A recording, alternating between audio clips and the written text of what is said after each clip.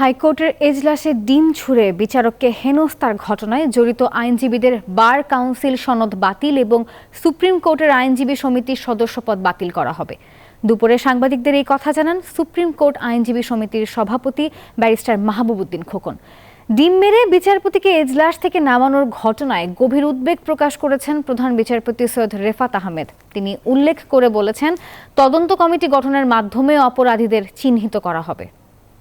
সেই সকল আইনজীবী যারা এই ঘটনা জড়িত তাদের বিরুদ্ধে ব্যবস্থা নেওয়া হবে।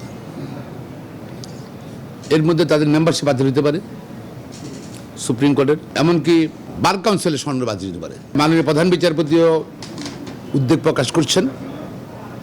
উনি মনে করেন যে এটা শুধু একজন বিচারকের উপরে নয়, একজন আদালতে নয়, সমগ্র বিচার ব্যবস্থার বিচার বিভাগের ভাবমূর্তি নষ্ট হয়েছে।